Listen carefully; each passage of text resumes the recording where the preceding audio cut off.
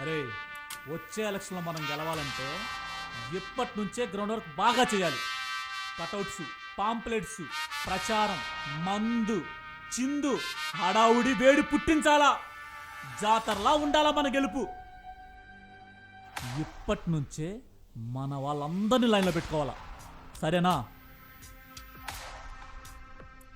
అరే రాజు, గత 25 గెలిచేది మీరే. అందులో చుట్టూ ఉన్నవాళ్ళు మన వాళ్ళే. మీకెదురొచ్చి పోటీకొచ్చేవాడెవడు? మీ తాతల నుండి ఒకటే బ్రాండు. రాజకీయం అంటే మీదే. చేస్.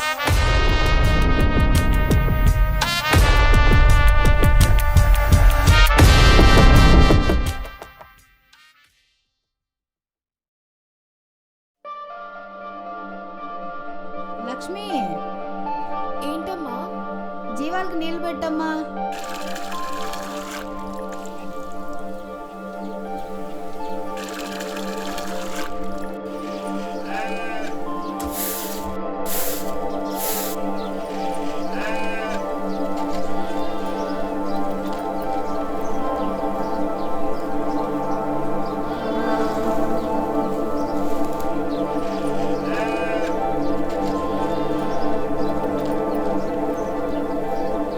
ఏమే, ఏంటయ్యా?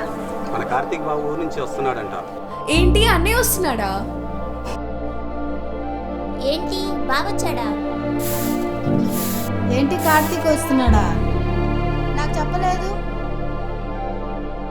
ఏంటి బావచ్చాడా?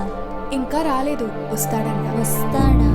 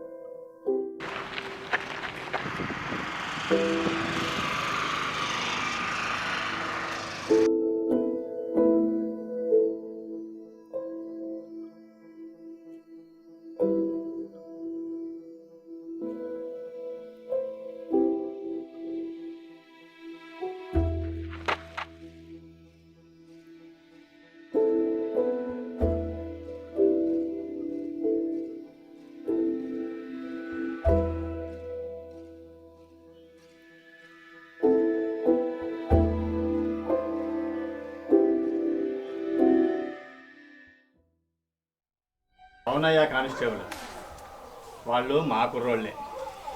ఏదో రాత్రి సరదాగా కాస్త బర్త్డే పార్టీ చేసుకున్నారు, సరదాగా తాగారు. మా వాళ్ళు కాలేజీకి పోవాలనే తొందరలో కాస్త స్పీడ్ పెంచారయ్యా. వాళ్ళే మా బండికి అడ్డంగా వచ్చి పడ్డారు. ముసల్లే కదయ్యా, హాస్పిటల్లో జాయిన్ చేయించు, ఖర్చులు అవి ఇద్దాం లేవయ్యా. ఈసారైనా రోడ్డుకు అడ్డం రాకుండా చూడమని చెప్పు, సరేనా?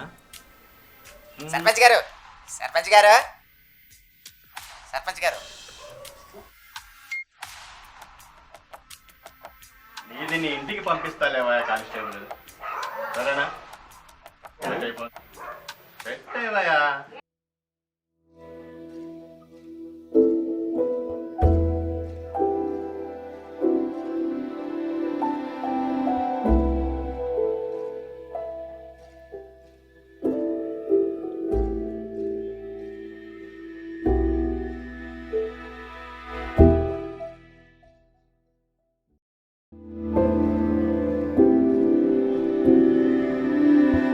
నేను వెళ్ళి 15 సంవత్సరాలు అవుతుంది. అప్పటి నుంచి మన ఊరు ఇలాగే ఉంది. ఎప్పటి నుండో ఇలాగే ఉంది, ఇంకేం కావాలి నీకు? ప్రపంచం చాలా ముందుకెళ్ళిపోయింది, అయినా మన బ్రతుకులు ఇలానే ఉన్నాయి. మనం ఎదురు తిరిగి మాట్లాడిన రోజులు మన బ్రతుకులు ఇలాగే ఉంటాయి. అయితే ఏం చేస్తావు రా? ఏంట్రా రంగా, ఏంటి హడావిడి? ఊళ్ళోకి ఏదన్నా కొత్త సరుకు వచ్చిందా ఏంటి? ఓ తెగ ఎర్రెక్కిపోతున్నావు, ఏంటి సంగతి? ఊర్లో మీ కుర్చీకి ఖర్చు వేసే కత్తి లాంటి కుర్రాడు మీకు పోటీగా సర్పంచ్ పదవి కోసం నామినేషన్ వేశాడండి.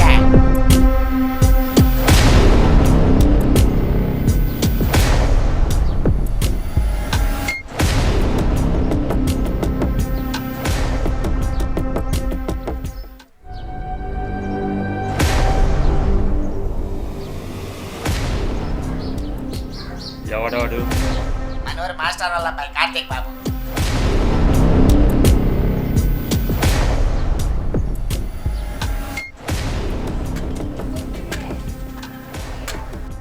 అదిగో మీకు బ్యాట్ టైం స్టార్ట్ అయింది. కనీసం మీ చేతిలో ఉన్న పుల్ల కూడా అరగట్టేదే.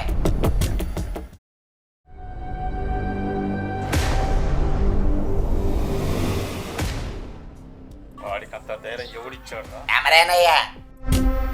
నేనా?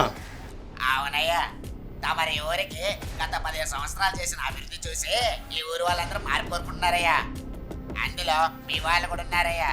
కనీస వసతి లేని ఊరుగా అదే బస్సు సౌకర్యం, రోడ్లు, విద్యుత్ దీపాలు, శిథిలావస్థలో ఉన్న మన స్కూల్ భవనాలు,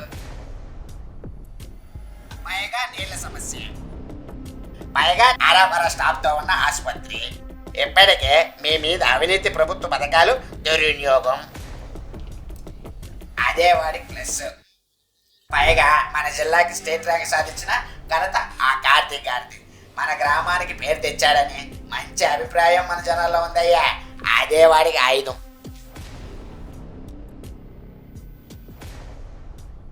అయ్యా, చుట్ట తిరగబడింది. రాజు, రే రాజు! ఏమైంది? ఏందేందిరా? ఊళ్ళో పూరంబోగులాగా తిరగటం, పార్టీలకు పోయి మందు తాగటం, అమ్మాయిలతో గెంతులేయటం. అసలు ఊళ్ళో ఏం జరుగుతుందో తెలుసా? 25 సంవత్సరాలుగా నేను పెంచుకున్న నా పరువు, నా ప్రతిష్ట, నా ప్రాణం కంటే ఎక్కువైన నా సర్పంచ్ పదవికి ఎదురొచ్చాడు.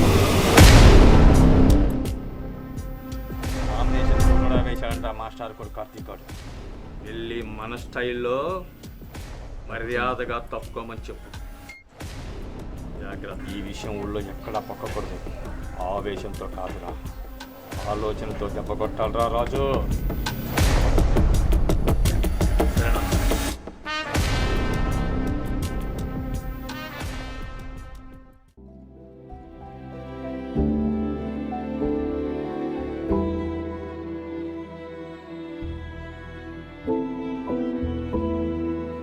లక్ష్మి, అమ్మా. హెల్త్ బాగలేదురా, కొండకు తీసుకుపో జీవాలని. సరే అమ్మా.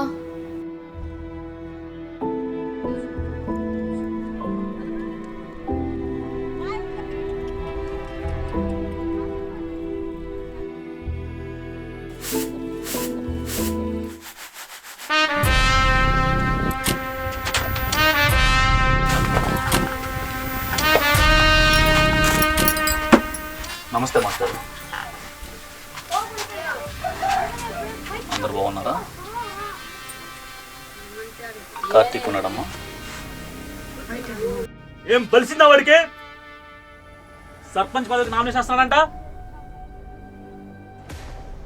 ఈ చుట్టుపక్కల 10 గ్రామాల వరకు మొత్తం మా వాళ్ళే. ధనం, జనం, కులం, బలం ఉన్నందువల్లే గత 25 ఏళ్ళుగా ఇక్కడ సర్పంచ్ పదవి మాకే దక్కుతుంది. ఎక్కడి నుంచి వచ్చాడు? ఏ బలం చూసుకొని వాడు ఎర్ర వీగుతున్నాడు. మా నాన్నకి పదవే పరువు, ప్రతిష్ట, ప్రాణం కూడా. మరి దీనికి అడ్డుపడ్డాడంటే మేము ఎంతవరకైనా వెళ్తాం. అర్థమవుతుంది అనుకుంటా. ఇలానే చాలా మంది ఆవేశంతో నామినేషన్ వేయటం, కనబడటం లేదు అని బస్ స్టాండ్లో పోస్టర్లా అతుక్కోవడం చూసే ఉంటారుగా. ఇవన్నీ అవసరమా మాస్టర్?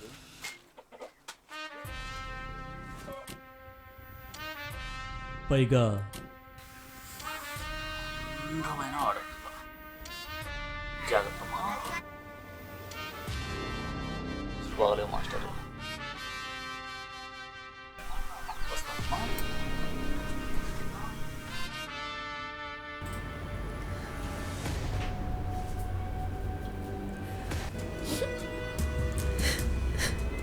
ఏడో బాగున్నానా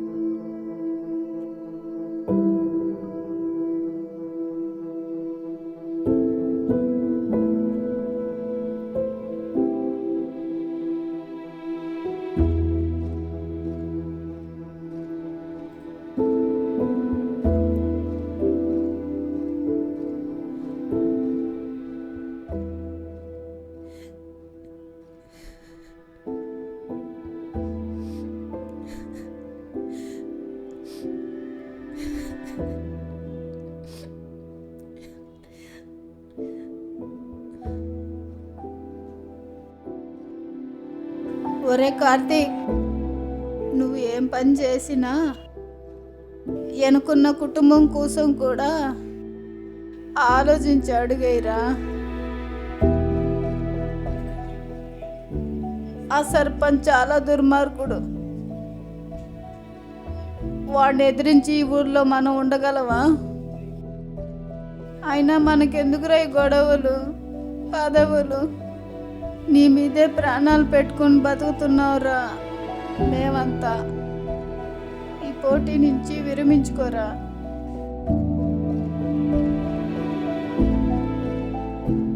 అమ్మా, వాడింతవరకు వచ్చాడంటే భయం వాడికి స్టార్ట్ అయ్యింది అంటే మనం గెలుస్తామని అర్థం. ఈ ఊరిలో ఉన్న చాలా కుటుంబాలు వాడి అవినీతిని చవి చూసి విసిగి మార్పు కోరుకుంటున్నాయి. మరుగుదొడ్డి లేని అనాకార సిబ్బంది, శిథిలావస్థలో ఉన్న మన ఊరి స్కూలు, కనీసం రోడ్లు కూడా లేవు, విద్యుత్ దీపాలు కూడా వెలగవు, ఒక లైబ్రరీ కూడా లేదు, మంచినీటి కొరత, ఇలా చాలా సమస్యలు ఉన్నాయమ్మా.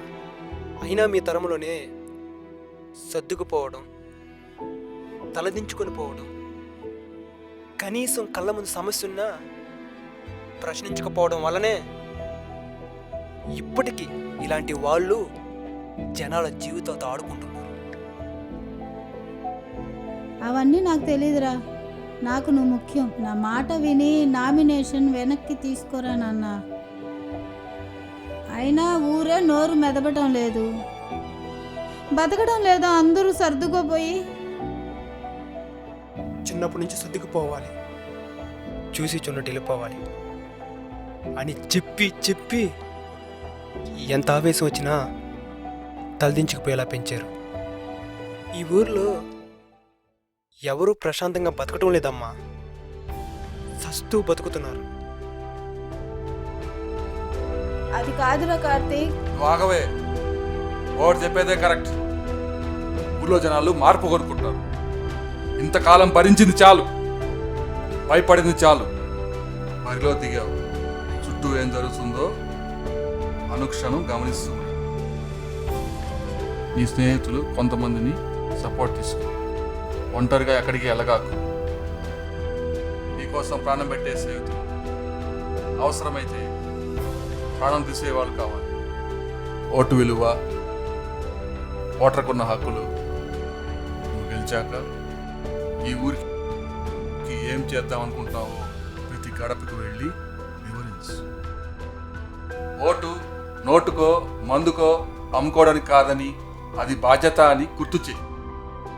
పదవి అనేది వాళ్ళ కుటుంబాలు తరతరాలు బాగుపడడానికి కాదని, 10 మంది బతుకులు 10 ఊర్లు బాగు చేయడానికి అని గట్టిగా చెప్పరా కార్తీక్.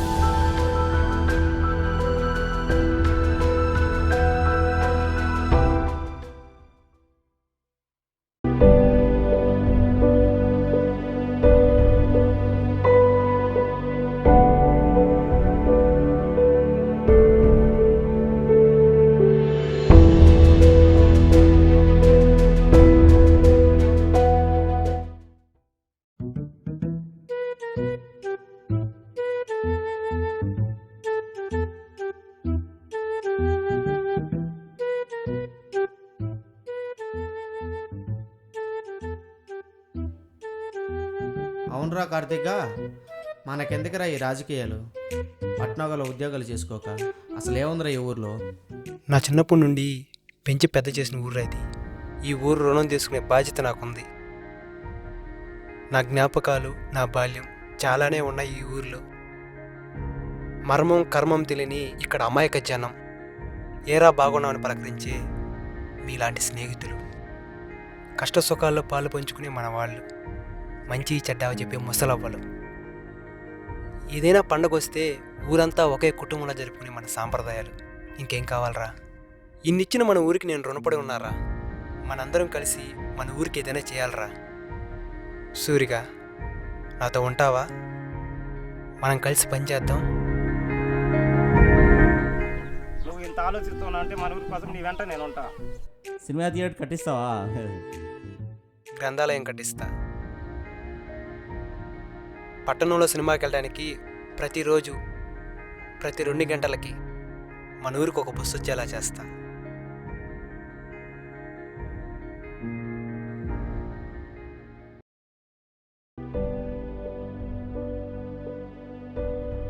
నమస్తే బాబాయ్. ఏంద్రా కార్తీకు, నువ్వేంది? ప్రచారం ఏంది? సక్కంగా చదువుకున్నావుగా, పట్నం పోయి ఏదో ఒక పని చేసుకోక నీకెందుకు ఈ సర్పంచ్ పదవి? ముందు నాకు ఓటే బాబాయ్. ఇప్పుడు వరకు ఈ ఊరు ఒక లెక్క, నేను గెలిచానా మరో లెక్క.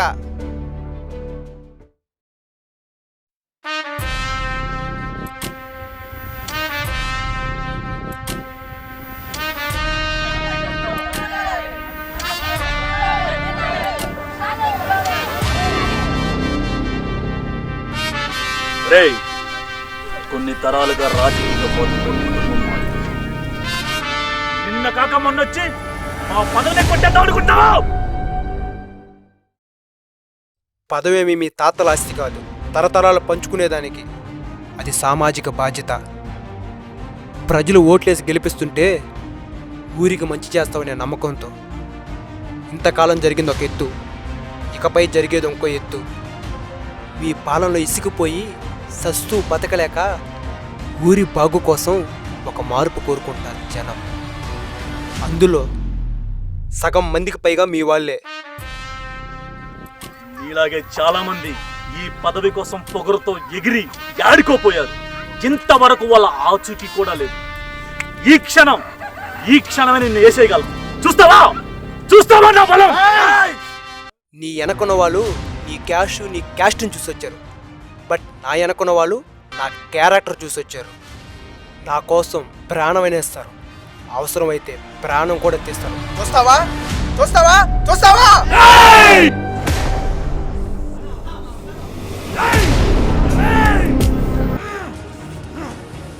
అందరికీ నమస్కారం.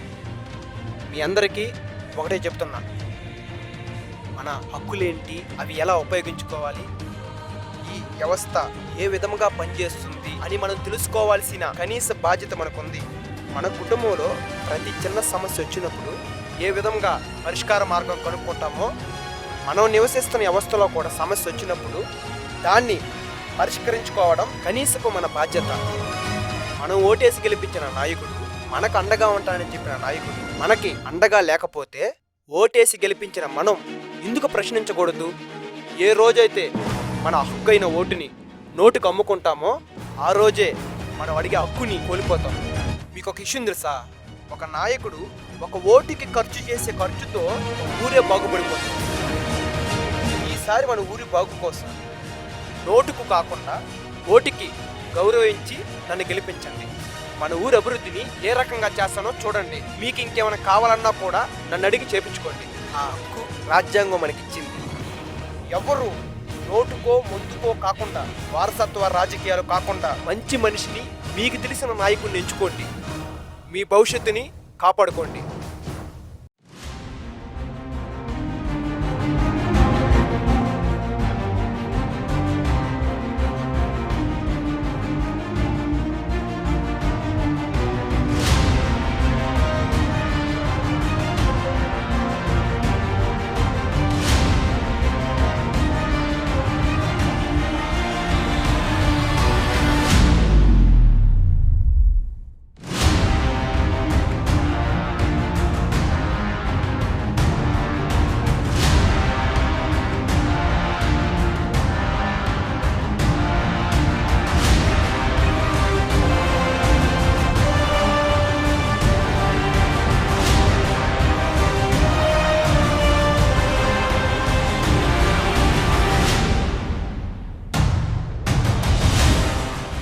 కార్తీక్ తన ప్రత్యర్థి మీద 1600 ఓట్ల తేడాతో గెలుపొందారు.